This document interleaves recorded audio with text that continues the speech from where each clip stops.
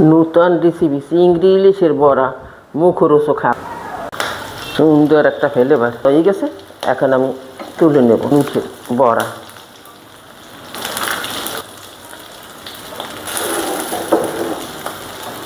আসসালামু আলাইকুম।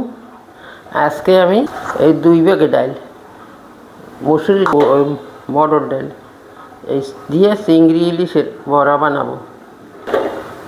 ইলিশ মাছটা চিংড়ি মাছটা আমি আগে সিদ্ধ করে মশলা হালকা মশলা দিয়ে সিদ্ধ করে রাখছি।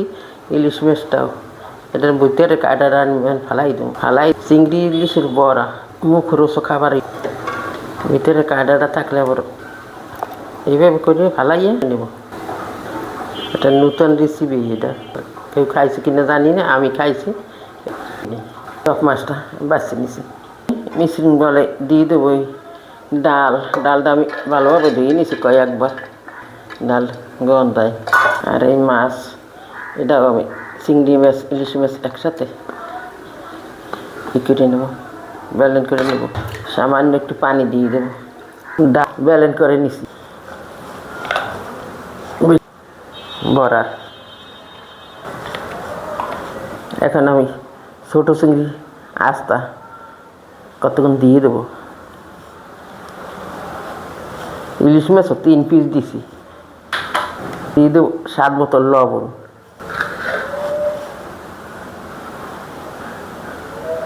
হলুদের, মরিচের গুঁড়ো, কাঁচা মরিচ দেবো। এই 2টা সেদ্ধ মরিচ এভাবে দিয়ে দেবো না। আর এই কাঁচা মরিচ কুচি, পেস্ট কুচি, কোনো আদা রসুন টসুন কিছু দেবো না। আমি ইলিশ মাছের কোনো ফ্লেভার থাকবে না। 3-4 মিনিট সুন্দর ভালোভাবে হাতে মেখে নেব। চিংড়ি মাছটা একখানে জড়ো হয়ে যাবে। তেল দিয়ে দেবো, তেলটা একটু বেশি না দিলে বড়াটা আবার ছেঁচড়া দিয়ে যায়, মধ্যে সিদ্ধ হইতে চায় না। হালকা গরম হয়ে গেছে, বেশি গরম হইলে ছেঁচড়া ফোড়া দিয়ে দিবে।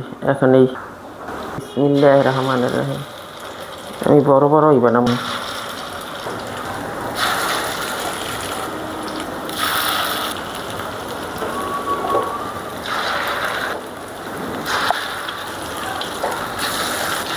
বাদ দিয়ে খাওয়ানো যায়,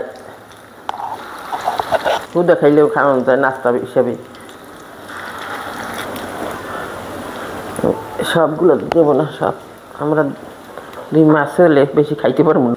আঁচটা কমাই এখন আস্তে আস্তে আমি ভেজে নেব, যাতে বড়ার ভিতর সিদ্ধ হয়ে যায়। এতে আমি 1 টেবিল চামচ পোলার চাউল দিয়ে দিছি, নাইলে বড়াটা আস্তা উঠতে না। এটা আমার দেখা নয় না। তোমরা বানাইলে হয় ময়দা দাও, যা দাও, বেসন দাও, তাইতে ভালো হইবে। পোলার চাউল যদি দিয়ে দাও তাহলে এটার জ্ঞানটা ভালো হইবে খেতে। একবার খাইলে বারবার মন চাইবে খাইতে। কেউ যদি বানাই খাওয়া নাস্তা হিসেবে উন্ডেই যেতে। চালটা না দিতে এমনি শক্ত হইবে, আর চালটা যদি না দিতাম ব্যালেন্ডার করি তো বড়াটা আস্তা উঠতে চাইতেন। একবার আমার ছোটো মেয়ের জামাইটা আমি বানাই খাইছি, ইলিশ মাছ দিতে পারছি অন্য মাছ। বারবার বলে আম্মাই যে বড়াটা বানাই খাওয়াইছে অনেক স্বাদ হয়েছে। বেড়াইতে আসলেই বলে আম্মা ওই বড়াটা বানাই খাওয়াইবেন। ডেকোরেশনের জন্য দিয়ে দেবো। এটা রান্না ইলিশেই একটা চিংড়ি মাছ।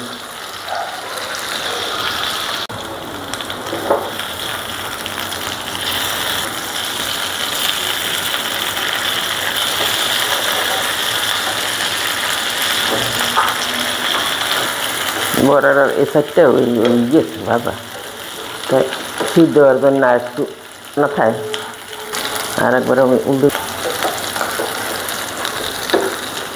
সুন্দর একটা ফ্লেভার। বড়াটা ভাজা হয়ে গেছে, এখন আমি তুলে নেব। নতুন একটা রেসিপি চিংড়ি ইলিশের বড়া, মুখরোচক খাবার।